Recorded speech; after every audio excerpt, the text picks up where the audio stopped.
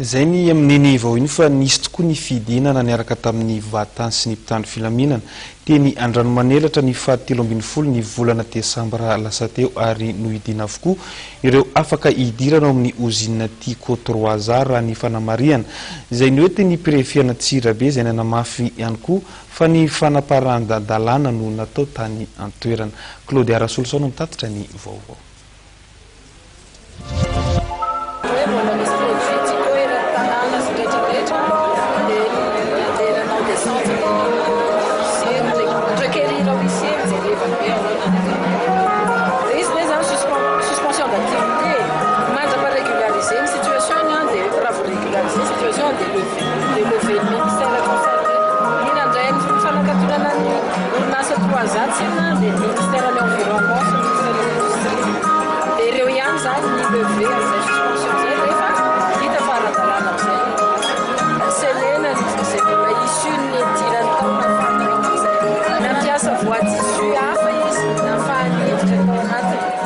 Selena